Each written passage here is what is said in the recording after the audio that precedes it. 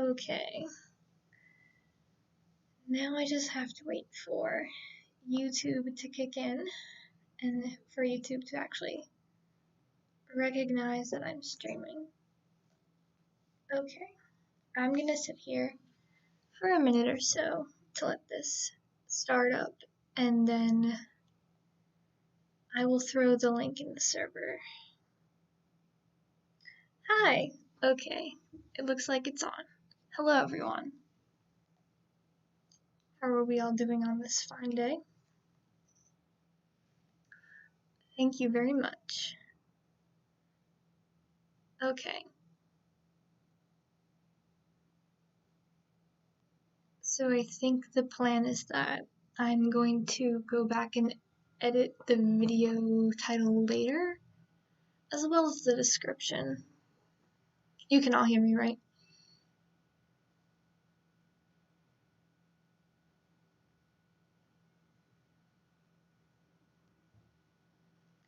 Hello, hello. Thank you.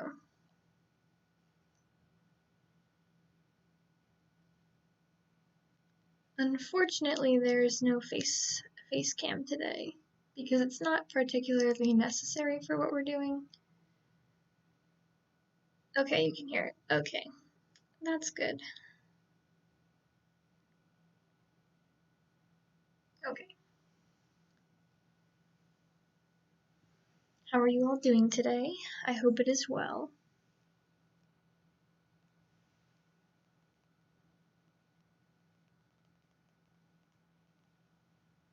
Give me a minute to throw the link in the server.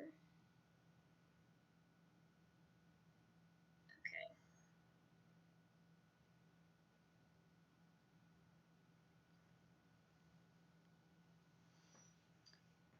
So, I'm not going to be chatting too much because this is just supposed to be about reading.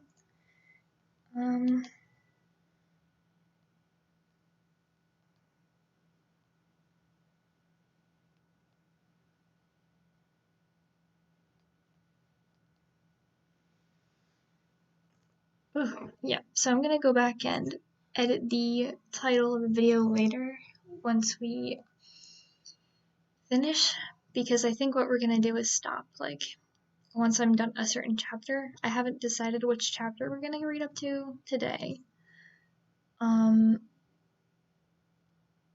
We'll see. But I have the novel open. I should probably have put the link in the description for people who want to read along, but that's my L. Okay. I'm gonna give it another minute or two to like check my phone and stuff, and then we'll start.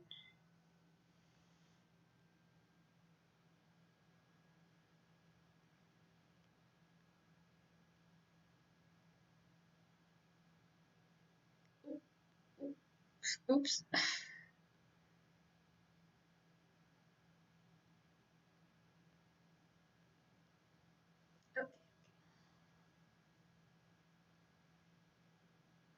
Okay. Are we finna start? Should we start? Honestly, we probably should. There's like 200, almost 300 pages. Granted, the first few are like just picture pages. Okay, here we go.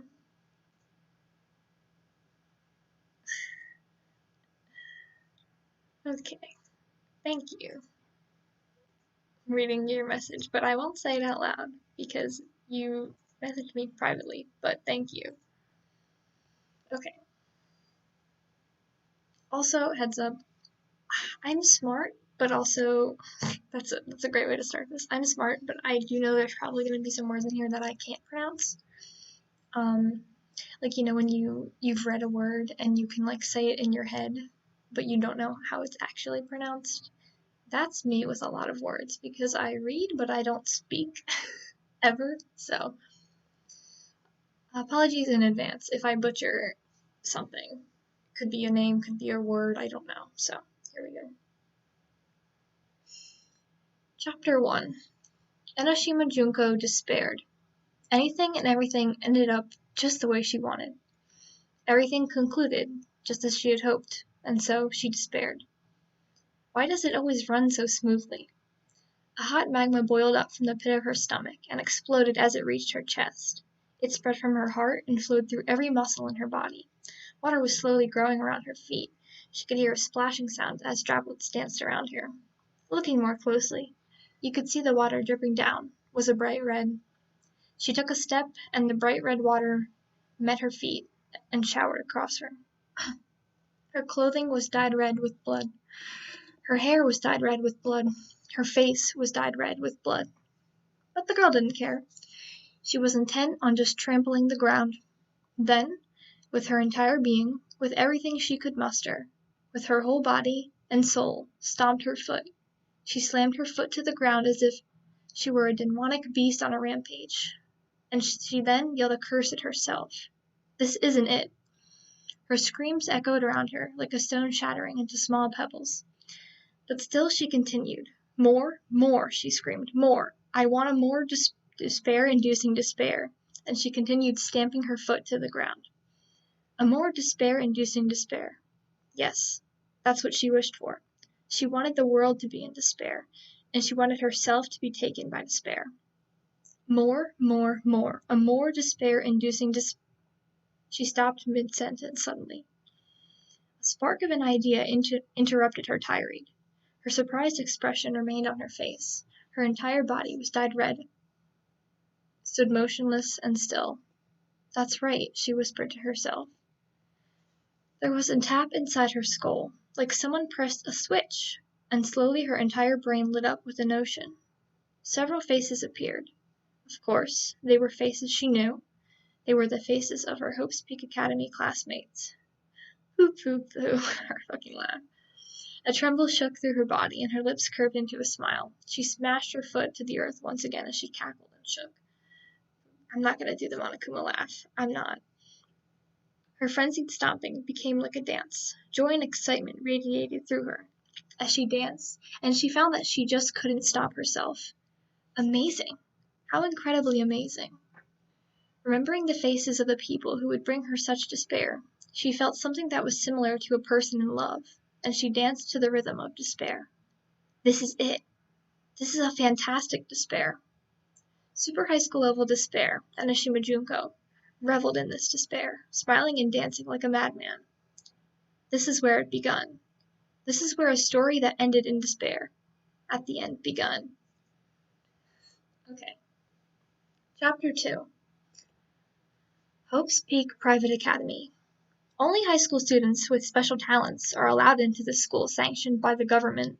They are taught so they can become the hope of the country. It's a school that was deserved to be called the School of Hope. Therefore, since people would say, any student that graduates from this school will become successful in life, it attracted some envy. Seeing as how now most graduates are employed in high positions in their professions, it would not take a genius to realize it was not a simple exaggeration. There are 2 requirements in order to enter Hope's Peak Academy: to be currently enrolled as a high school student, to be the very best in their chosen field. There is no entrance exam required to enter Hope's Peak Academy. Since the students entering all have different talents, it would not make sense. That's one of the school's policies. Students are scouted out by Hope's Peak Academy faculty members who are also researching and teaching such talent. It is said these faculty members and staff are very much like the foster parents of talent, finding talent and then nurturing it. To them, it was a very important mission. But now the school was facing a previously unprecedented and unheard of crisis. Hope's Peak Academy, East District, faculty buildings. The buildings lined up in the East District were forbidden to student entry. Now, inside the building it was engulfed in a tranquil quietness. The corridors that were once overflowing with faculty members and staff are now completely empty. Private rooms, large rooms one would believe were faculty rooms, they were all deserted. Everyone who was in there were all gathered in one place. Meeting room number 13. Located on the top floor, holding a capacity of 300 people, it was boasted as the largest in the school. Right now, the school's faculty members had gathered in that meeting room. It was at full capacity. No seats were available at the long table crammed with people. However, it was strangely quiet. Inside the meeting room, only one person's voice could be heard. The owner of that voice was Hope's Peak Academy's headmaster, Kirigiri Jin. He was positioned at the front of the table, face to face with the faculty members who had gathered, indifferently reading a document he held in his hands.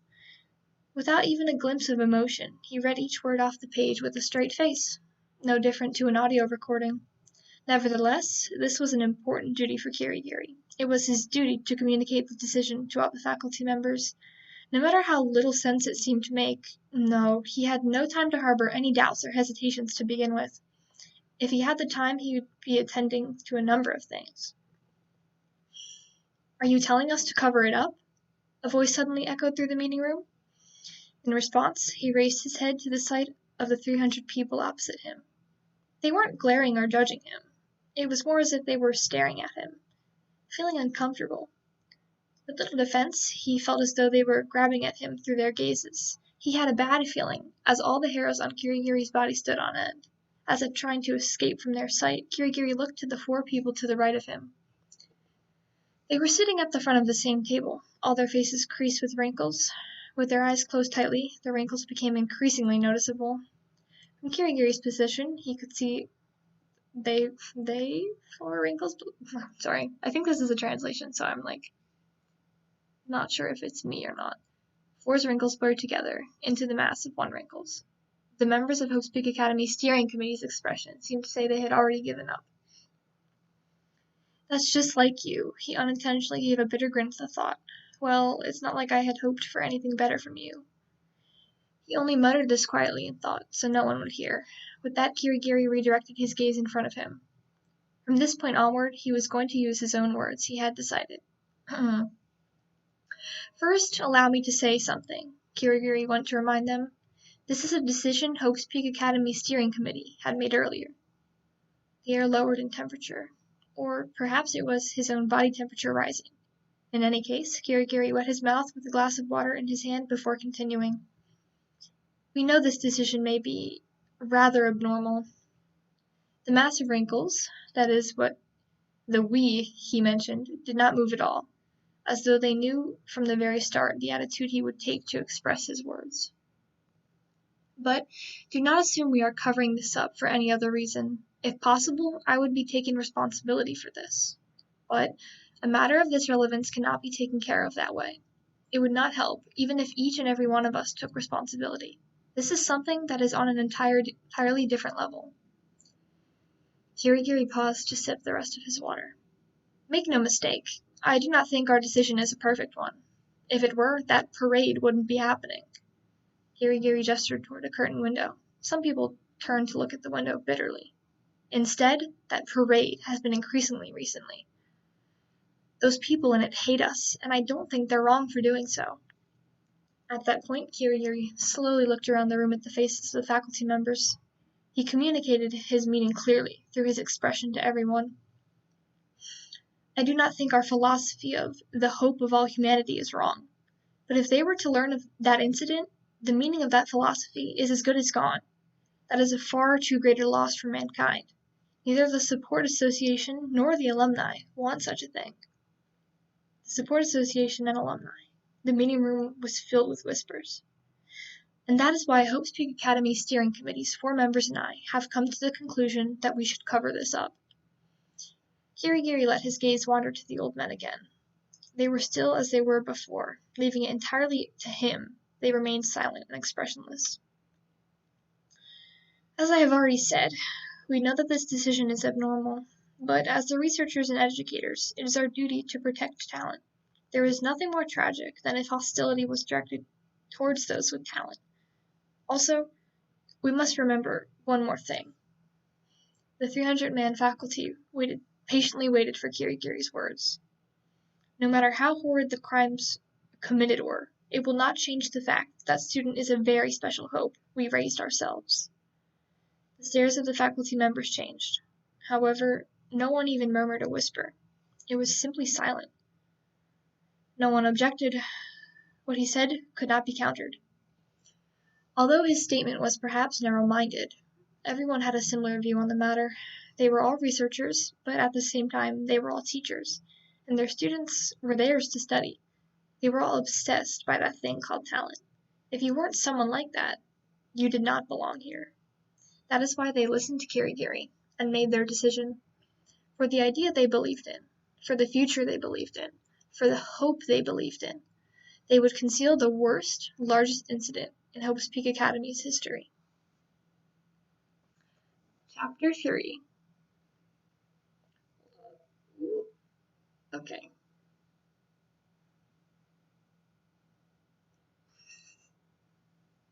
Okay, sorry, I was typing my text. Very nice, okay. Chapter 3. A yellow cat peeked out from the bush beside the pavement. The cat wobbly stepped out from the grass onto the road, while it lazily moved its tail and looked expectantly, if not thoughtfully, at me. However, its eyes were immediately cautious, and they soon turned to fear. As I was skipping along the pavement, the cat assumed I was a threat, and quickly retreated to the bush. But such a thing didn't matter to me. The sun's cheering light covered my body as my skirt fluttered in the wind. I continued lightly skipping. I was in Hope's Peak Academy's East District, in the courtyard. The area was filled with newly constructed buildings and facilities, and even some buildings still in construction. I almost acted like a stitch between the lines of buildings, taking no notice of the muddy cat or the classmates I passed. It had been a while since I last went out, but it wasn't for fun. I skipped with the destination in mind. But, I'm not the kind of girl who blatantly skips without a reason. I have a very good reason for doing so. It's because I'm going to meet someone who I like, almost unbearably. That reason may or may not be a good one, though no student would casually skip around like I am, and several students I passed shot me strange glances. But that doesn't matter to me at all. Girls crying, a lover's quarrel, a person stuck in a wheelchair, not even a person falling from anemia could stop me from skipping. I want to see the one I love, and I want to see him soon. My body shivered at that thought. I skipped up the stairs, not caring whether my skirt flapped too much or not, and continued to skip through the courtyard, and I kept going. Huh? At that point, I suddenly stopped. Where was I? Where was it that I was going? I looked around and realized I didn't recognize where I was. My heart thumped heavily. It's okay. I tried to calm myself desperately. I took out a notebook from the backpack I was carrying. I looked at the last page of the notebook and read a sentence written there. In the East District of Hope's Peak Academy is the biology building. On the 3rd floor is the Neuroscience Institute. I felt a refreshing breeze. Right, it was the biology building. Huh? Where was the biology building again? My heart thumped loudly again. It's fine. I hurriedly flipped through the notebook pages until my eyes located a crudely drawn map.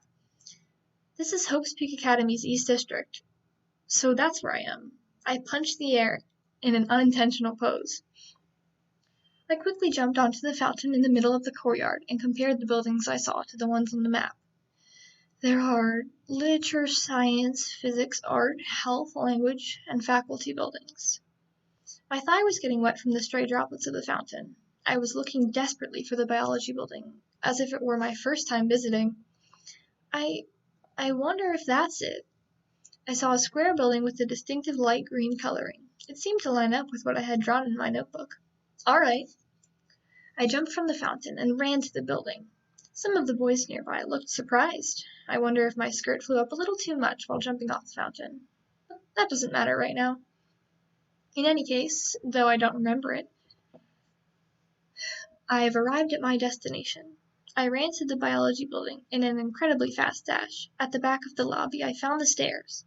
I skipped up the 3 flights of stairs and finally arrived on the 3rd floor. As I ran along the corridor, I confirmed where I was by checking the plates on the top of the doors. At the end of the corridor, I came to a plate reading Neuroscience Institute. I quickly stopped. I took a deep breath and checked my hair and smile in my hand mirror. Yep, cute as always. I kept my smile to max. Hello! I entered the laboratory with a bright, full voice, and then it happened. Whoosh! The sound of air being cut through ran past my ear. Huh? In retrospect, I said that rather meekly. I turned around swallowing a panicked feeling, and saw a knife stuck in the wall next to me. I let out a yelp and jumped back. Why was there a knife thrown at me? There was a chiding voice from inside the room. Shut up. I heard that voice and my heart leapt. While my heart was pounding, I looked to find the source of the voice. A man lying on the bed in the middle of the room. You're late, even for someone as ugly as you. He dressed sloppily, wearing a dirty white shirt. He doesn't even so much as glance away from the manga he's holding above him. For someone so ugly, you sure are loud. Come to think of it, acting so scared over a little scalpel is also kind of weird. Wait a moment, I interrupted him hurriedly. It's discriminatory to keep calling me ugly. And who are you going to report me to? The Japanese Association of Ugly People? That kind of place is discrimination just by existing. He kept looking at his manga while continuing his ugly attack. The one who's in charge of the Neuroscience Institute, the one who's in charge of my treatment, and my childhood friend is the one I like unbearably much. This is the super high school level neurologist, Matsuda Yakusei. Hold on, Matsuda? Yes, someone's gonna have to tell me how to say that because I only call him Matsuda. Probably.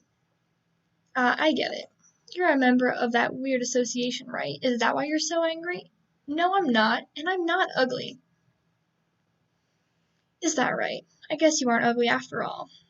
I puffed out my chest, grinning. Yeah, I know. I checked in my hand mirror just a minute ago, and I meant to say you're super ugly.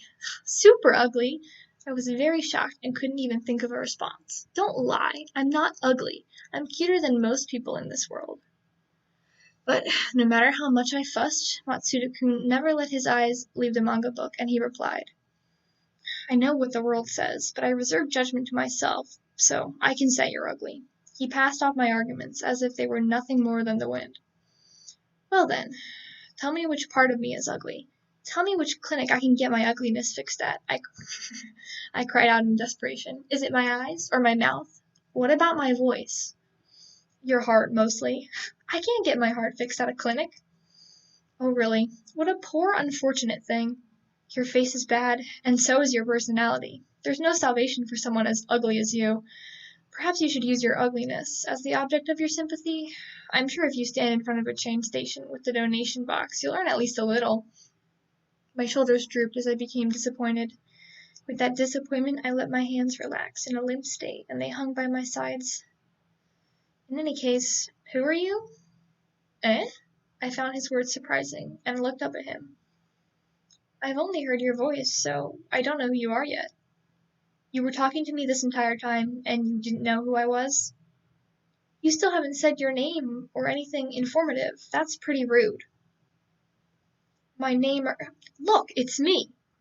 No, I don't have time to look, Matsuda said while indulge reading in his manga. I'm reading. Don't have time. It's just manga. If you asked me, if you had to choose between the manga and me, who would it be? I'd still be listening to you, but as far as looking, I'd choose the manga any day. I see. So, no matter when I came here, your manga would still be more important. That's too cruel. I didn't want to be told that. It's better if you just tell me who you are quickly. I get it. I took my notebook out of my backpack and read the cover. Oh, God. I was going to say Ryoko's memory notebook. Don't ask me to say names. I don't know names. As I read it, I remembered. I remembered my name. It seems my name is Ryoko, maybe? You can't even remember your own name? There's only one person I know who's that stupid. Matsuda let out a sigh. Well then, at least you're not a suspicious person. Could it be? You threw that blade at me earlier, mistaking me for a suspicious person? Is that what you're saying? That's right. I'm not the kind of guy who throws blades at people I know. That's an absolute lie. I pointed my finger at Matsuda. Before even checking to see who I was, you said things like, you're late for being ugly, or for an ugly person, you're really loud. You should have realized who I was. Thump. He finally closed his manga. He bounced up from the bed, and with the help of the cushion, and he determinedly walked towards me, looking me straight in the eyes. Huh? What? What's wrong? I stared at him, and I felt a hot feeling all over my body. You Did you remember that? Huh? Matsuda gripped my shoulders firmly. He looked me dead straight in the face and slowly grew closer. In a harsh tone of voice, he said, Do you remember me calling you ugly when you walked in? I forced myself to stare at him in the face. My chest was pounding and my heartbeat skyrocketed. Well, it seems like that. Maybe I'm getting better, I answered, and felt myself start to turn an embarrassing shade of pink. He released my shoulders and turned away from me. With his back turned from me, I heard him mutter under his breath, Is it really better? Or has it worsened? Huh? What has? Don't worry, it's nothing. Matsuda shook his head and said in a commanding tone of voice, Right, get on the bed. Better get this over with quickly. Whew. My heart was still pounding faintly. I put down my backpack and lay down on the bed Matsuda-kun was sleeping on just a short time ago. I felt my body on the soft sheets and smelled his scent, letting it tickle my nostrils. Okay? It's definitely his scent. I smelled it as I laid on the bed and felt his body temperature. I felt happy. This was a feeling similar to him hugging me. She's laughing. I let out an interesting laugh. Ee-hee-hee-hee. Hey, are you laughing? Matsuda stared, frowning at me. You sound like a stupid bug. A stupid bug. A stupid bug with the way you're laughing. And you look like one, too. That's just too gross. Can't you try laughing at least a little more ordinarily? I'm not gonna do fake laughs because it's gonna sound really terrible. But she's doing another laugh, and it's spelled differently. And then he says, How is that normal? If anything, that's even more gross. He pulled out a rattling trolley from the other corner of the room. Somehow, balancing on top of the trolley was a complex machine that looked very important. He pulled the trolley alongside the bed, and with a brief, Let's begin, he gazed firmly at the machine and started opening it. Before I knew it, I was staring at Matsuda. He had soft, smooth hair. Oh my god. He had soft, smooth hair and narrow eyes peeping out from behind it. Girlishly long eyelashes and a pointed chin. Thin, small lips and slender white fingers. Gross. Stop looking at me, super ugly. And a sharp tongue. That's right, that's Matsuda. I continued lying down and started to write something in my notebook. You don't have to write everything in your notebook, garbage. But if I don't write it down, I won't remember it. As I said that, he let out a long sigh. Honestly, your head is a bottomless pit. A bottomless pit? What an awful thing to say, but I suppose it is the case. Everything I see and hear even, if it's something awful, I forget in an instant. I don't know why. I don't remember a single thing. No matter what it is, my forgetfulness can't be considered normal, that's for sure. But it's not like I forget because I want to. I mean, there's a mental illness or something, isn't there? It can't really be helped, so be a bit nicer. Well, no, we can't pinpoint the disease, he shook his head slightly. A human brain, like yours or mine, is very complex, and we still don't know everything about it. It's almost like a black box. That's why we can't just cure this disease. He stuck a suction pad onto my face and arms while continuing to talk. There's a part of the human brain we'll call the episodic memory. It records personal experiences and events. Then, the part that creates new memories for the episodic memory is the hippocampus. If the hippocampus is damaged or functioning abnormally, your brain can't create any more episodic memories. There's one case in particular that can be used as an example. There was a man who had a medical procedure to have his hippocampus removed. The story goes that after it happened, he lost the ability to create and store new memories. Since that incident, it's been found that the hippocampus is extremely important to form new memories. However, even if the hippocampus is damaged, it is still possible to create procedural memory, like how to use a tool or how to ride a bike. Of course, you would not actually remember learning how to do it. In short, you would still remember how to ride a bike, even if not being able to remember how you learned to ride one. That's more or less the concept. I see. So, even though I'm forgetful, I never forget how to read and write things in my notebook.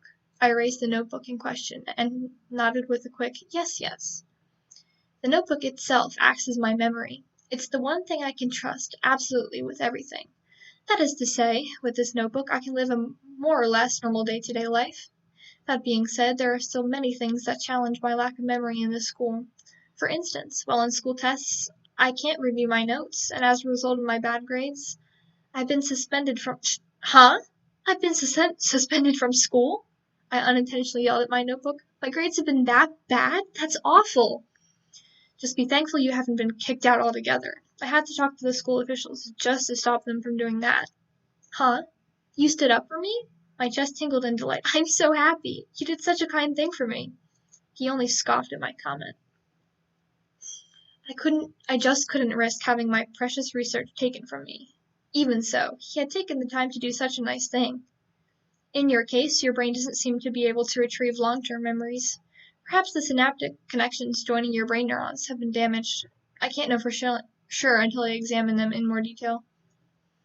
I don't really understand what that means, but I'm just glad I haven't been kicked out. If I had been expelled, I would have been forced to live on the roadside. I don't really have anywhere else to go besides this school. I forgot everything else. I don't remember my family or anything. And also, it means we wouldn't get to spend any more time together if I dropped out. Being apart from Matsuda, to me that was unbelievably scary. I trembled a little just saying it. Don't worry about such a stupid little thing, he put it bluntly. You're extremely good research material that I'm not willing to let go of so easily. For now. But that's just for now. I guess I'm happy, but I need to make sure I don't cause any trouble. Stop complaining. You should be honored you're such important research. Then he said in such a condescending manner, in order to understand what triggers amnesia, we need to find the molecular mechanism that it's connected to. Once we find that, our understanding of memory will improve tenfold. We'll be able to create medications to improve memory. Then, maybe in the future, we'll be able to even store backups of our memories on hard drives. If it's possible to create that sort of system. Actually, there are studies delving into that currently in foreign countries. By suppressing protein kinase M-zeta, it's been found it's possible to erase a lab rat's long-term memory. I see. I didn't really understand, but I raised my voice so it sounded like I did. In any case, I'm super happy I can help my beloved Matsuda. Oh, I just clicked the wrong button and scrolled the whole page down. Okay.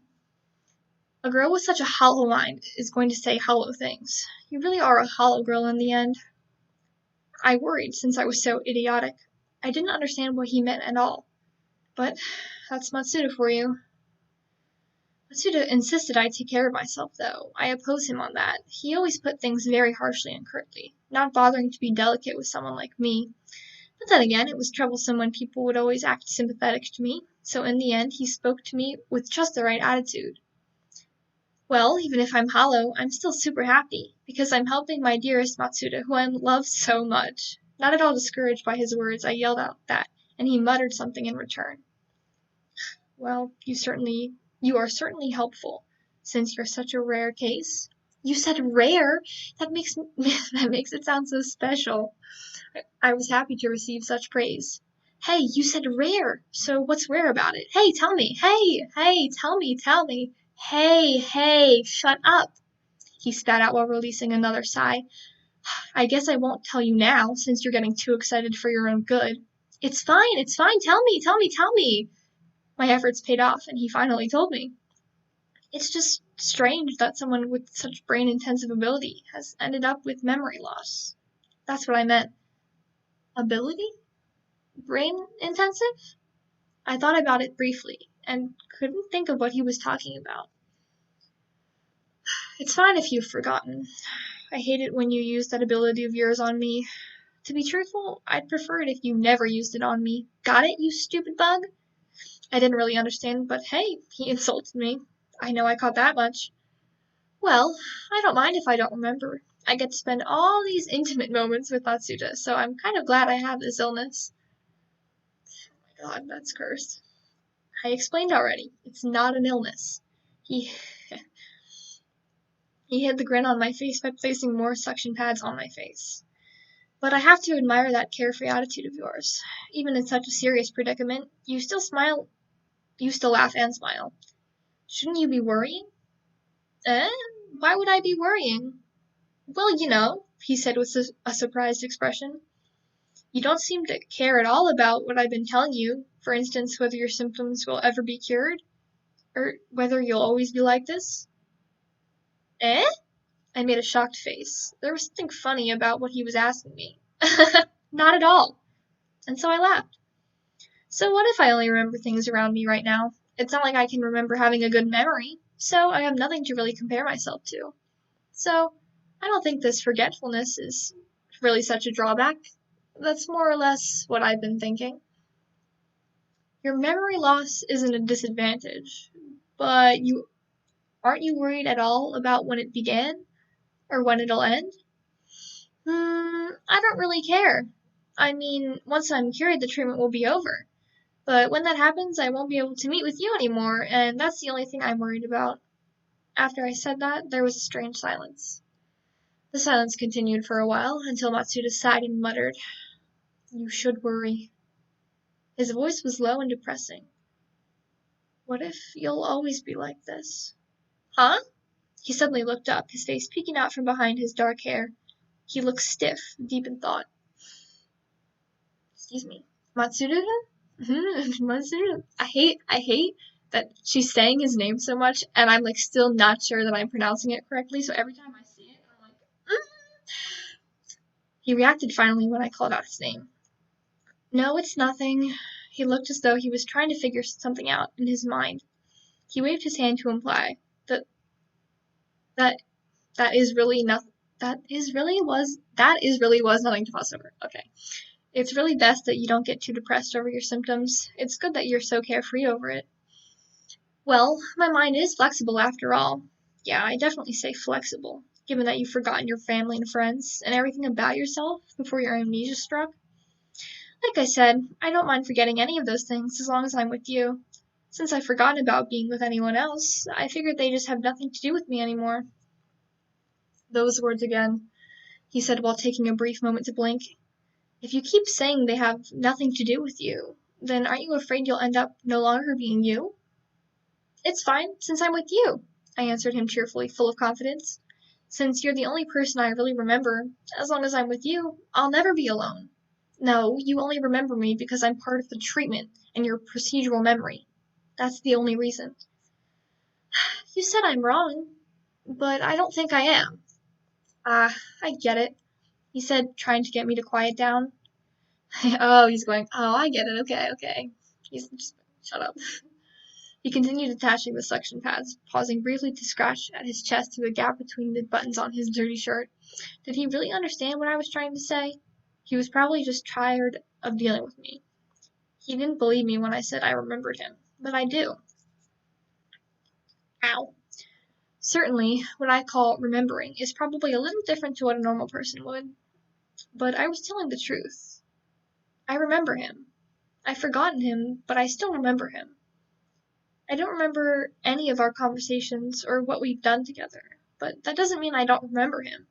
Those kinds of things are best left in my notebook. What I remember is something more important and special. What I remember is a feeling, rather than a memory. It's not something I remember in my head, nor something in my mind. What I remember are feelings for him, but when I do see him, I remember the feelings I have in my heart, and it feels like it's trying to tell me something important. He is absolutely irreplaceable to me. So, no matter how forgetful I become, I'll never forget him. The connection between him and I are more than just memories. In short, the bond we share is a miracle, and Will you shut up already? Huh? My mind quickly returned to the real world. How could you hear my thoughts? I was about to jump away, but he pinned down my head. If you move around too much, the cords will come off. What a waste of human life. He said those harsh words as though he thought I really meant to pull off the cords. But I wasn't even talking aloud. You told me to shut up. Is it possible you were telling my pounding heart to shut up? That's impossible. If it stopped beating, I'd die. I was talking about outside. Huh? Outside? Matsuda raised his chin and pointed to the window. As I listened, I could hear a variety of strange noises coming from the other side of the window. Jeers, roars, hooting. Accusations and repulsion all combined to make something that sounded almost as if the earth was tremoring. It was a collection of harsh, hate-filled words. What is that? It's the parade. Honestly, it's been growing louder and louder every day. Parade? You don't mean that parade, do you? Bullshit. You don't even remember what I'm talking about. He hit my forehead. He hit my forehead. Then he put on a serious expression and continued with his explanation. To be straight, it's a demonstration. The faculty, though, or rather, those idiots from the steering committee decided it would be better to give it a ridiculous name, like the parade. But a parade isn't really a demonstration, is it? That's exactly the point. Although, a demo isn't really... It's not shocking. He decided to just ignore me. It's the people from the... hold on. Preparatory? It's prep, like prepare, but it's preparatory? I don't know. Okay. The preparatory school? I don't think I've heard of it before, have I? Can we just say the reserve course, please? You really don't remember after all. Well, it can't be helped for someone with such a large head like yourself. Wait, it's sexual harassment to call a girl's head large. You're like someone straight from the... Oh, she's getting cut off, that's why it says oof. I was like, the oof? He pushed me down by my head just as I was about to stand again. Firstly, Hope's Peak Academy isn't an institute purely for teaching, unlike other schools. Here, talent isn't only taught, but it's also researched. It's the same for the teachers. They're not only here for teaching, but also they're here as scientists. But scientists are nasty things. They try to advance their research more, but there was something they were lacking. Do you know what it was? It was probably funds. Ah, that's it. I was disappointed I lost my chance to answer, and ended up only saying a little. Up until now, Hope's Peak Academy gained its funds from government grants and donations from the school's alumni, but many felt as though the school was not receiving enough funding. Sorry, I just had a thought and it made me laugh. And their research was slowed. The steering committee was obviously disappointed. Thus, in order to further pursue talent, they created a preliminary system. I had nodded my head and hummed in agreement. The point is, there's us, the super high school levels, or the regular students, and then there are the reserve students. We're all situated in the East District, while they're in the West. So, we don't know much about each other, but what I do know is they seem to be completely different to us. Firstly, they don't seem to be scouted out, and they have to sit through a normal high school entrance exam.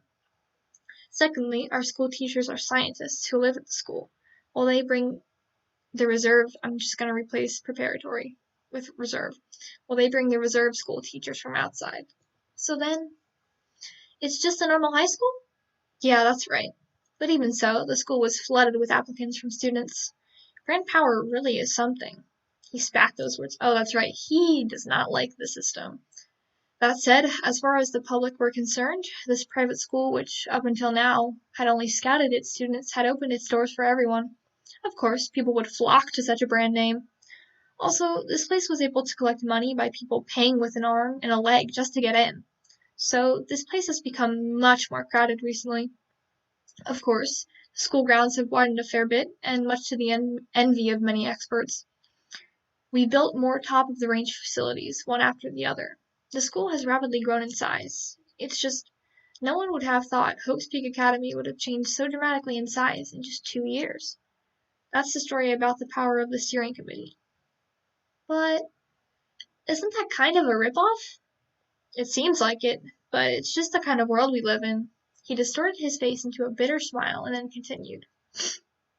Right now, Hope's Peak Academy is set up in a pyramid sort of idea that a third world country would use. It's only really there to concentrate its effort on the super high school levels for their benefit, and then below them are the reserve students from the reserve course. Why isn't it just say reserve? You know what? Apparently it's possible to move up from the reserve to the regular school, but it's questionable as to whether anyone has actually managed it. The teachers here don't really think any of the reserve students really belong here. Huh? They shouldn't be the teachers. Well, they are teachers, but more importantly, they're scientists, and they're not interested in those students. That's what it seems like to me. They have their eyes set on the talent of humanity. But that's totally unfair. As I said that, I puffed out my cheeks without thinking. Of course it's unfair. If it wasn't, that demonstration wouldn't be happening. But having said that, he cut off there and changed his tone of voice. I don't think it was them who planned this. It's more likely someone else's plot. I feel like that must be it. Huh? He narrowed his eyes toward the window. The roughness from his glare caused me to hesitate to say anything. Oi, ugly. After a while, Matsuda said something after remembering. That's worded weird. Make sure you write down some of our conversations in that notebook of yours. You can't just brush it off as, it's not my problem. Those reserve students don't seem to be very interested in us. Well, I don't think they'd attack you or anything, but it pays to be careful. Right, I got it, I replied. I noticed my face was so covered in suction pads that I could barely move my mouth. I'm going out for a while. You can sleep if you want. He only said that and started to walk away from me. But I'm not very sleepy at all. My voice filled with anxiety. Oh, she's nervous. Just outside my peripheral vision, I could hear him answer me. Okay. And I didn't know you heard with your vision. In that case, why don't I give you some sleeping pills? Say around a dozen? Wouldn't that be a lethal dose? Is that really okay? I could feel myself grow increasingly worried until he came back. On top of his stained white shirt, he was now wearing a school jacket. Don't you dare touch any of my machines while I'm gone, or I'll kill you. So where are you going? Just on a few small errands. In any case, don't you dare touch any of my machines while I'm gone, or I'll kill you. I could tell he was being serious because he repeated it. But I wouldn't mind if it was Matsuda who killed me. I don't want to. That's too grotesque for me. Not as grotesque as someone who spends all day studying the human brain, of course. I wouldn't say... Oh, this is her thinking. I wouldn't say that out loud to him. So when you've come back from running those errands, let's watch a movie together. A movie? Yeah. What was it called? I flipped through my notebook to see if it contained any memories of movies. This is it. Let's see. It takes place at the McAllister household. No, not this. We're two robbers. Harry and Marv. You don't mean Home Alone, do you? It's no surprise you've already forgotten, but you bugged me about this movie before a lot, so we've already seen it. Oh, have we? Well then... I flipped through my notebook again, looking for memories of other movies I wanted to see. But Home Alone was the only one written down. It's just his own fault for letting me watch it. Well, I'm sure it was a masterpiece. It'd definitely be interesting to watch again. It certainly wasn't a bad movie, but I don't think it's something I would normally watch again. Normal? Did you say normal? Then what would you know? Stop asking me stuff that sounds like it came out of a junior high school girl's diary. He looked at me with disgust, but I was determined not to give up. That's fine. I've got a feeling that it'll be just as interesting to watch a second time. Then I flipped through my notebook again quickly. According to what I wrote down at the start. First of all, is that right? Is super cute. Is that true? He's cute. Isn't that great? Oh, okay. So she said his name wrong, but I didn't read it because I was like, did they translate it wrong? No, she just says the wrong name, and then he's like, wait. Anyway, his name is Macaulay Culkin. Well, are women's underwear. Jesus Christ, these two. It says here that he's ultra cute, and I wanted to adopt him for my own. But you don't know what Macaulay Culkin looks like now. You sound like a pervert. A pervert? I was beaten down by his sharp tongue. Matsuda narrowed his eyes more while sweeping his bangs away from his face. He said, let me move my bang. It's fine. Just shut up and go to sleep already. Apparently, it seemed like he was done talking to me. Wait, don't go, I said, desperately trying to stop him. I don't want you to. No. I'll be lonely if you go. It's been such a long time since we last met up, and I'll be lonely when you leave. A long time? He stopped suddenly mid-stride. Why do you think it's been a long time since we last met up? Eh? I asked you, why do you think it's been a long time since we last saw each other? With his back turned, his voice sounded like he was pushing back a painful feeling. Having heard that, I was only confused. Well, because I can feel my heart thumping. That was the excuse I used. So your heart wouldn't be pounding so loudly if we saw each other every day? No, that's not it. That's not what I meant. Anyway, we saw each other yesterday. Really? Just as I thought. Your memory isn't getting any better. Matsuda slackened his posture, looking disappointed. So then, you lied about being able to remember me too. Wait a second! Don't jump to conclusions! I hurriedly flipped through my notebook, from start to end. But I didn't find any mention of meeting with Matsuda yesterday. I looked up again, but I couldn't see him anywhere. He won. Well, there's nothing more I can do. Ah, geez, I guess I have to sleep then. Well, there's nothing wrong with that. At least if I sleep, I can immerse myself in my dreams, away from this lonely place without Matsuda, and into my dreams of him. Feeling such hope in my chest, I moved on to my side, being careful not to remove any of the suction pads on my face, and I smelled Matsuda's scent on his pillow, as if I were a puppy. She laughs. Oh my god. I pressed my cheek against the pillow. Then I closed my eyes. My vision blacked out, and my other senses sharpened. Soon my entire world was filled with the smell of Matsuda. No, that's not it. I could hear a voice somewhere, like it came tumbling into the world of Matsuda and me. It was a lot of voices overflowing with hate. They pounded in my ear and filled me with uncertainty. I quickly tried to block them out. It's not my problem. Oh no. But I think I've forgotten how to fall asleep. I can't go to sleep quite yet, but I want to soon. If I fall asleep, I can go over to the world where Matsuda is. I want to see him again. Matsuda. As I thought more about seeing him in my dreams, I slowly, peacefully fell asleep. Okay. That's gonna have to be it, because I'm parched and I did not bring a drink, and I don't want to get up and get one because I am lazy. So, that was the first 3 chapters. Okay. Let me write that down. Very good. Very good, very good. Okay.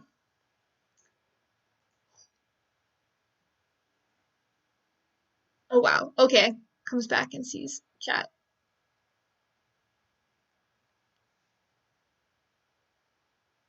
Oh, nice. Okay. Okay. Red says I'm pronouncing it correctly, which would have been helpful for me to look at earlier, but it's good to know I didn't botch the whole first stream.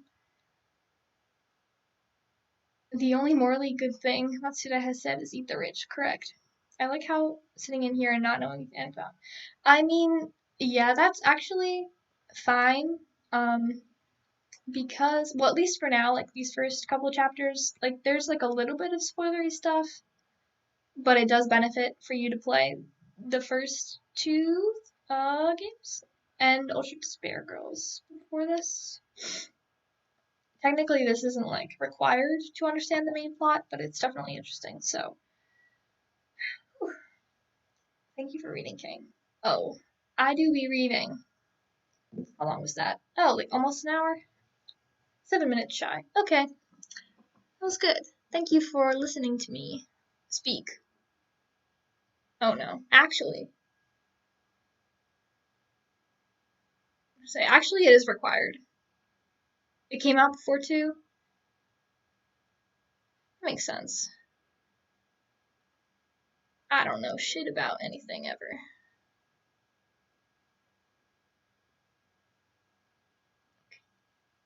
So you can only play one in... Okay, that makes sense. Alright, there you have it, folks. You can play just the first game and then read this, and it will make sense. I'm doing this so out of order on my channel, too. I just realized I'm, like, streaming the second game, and then going back and reading this. Oh, Lord. Sorry to any of my followers who, like, don't know what this is, but they're still listening because they like me as a person, and they're so confused. I am so sorry. But yes, we can read more chapters later, but I'm definitely done for tonight. So, thank you.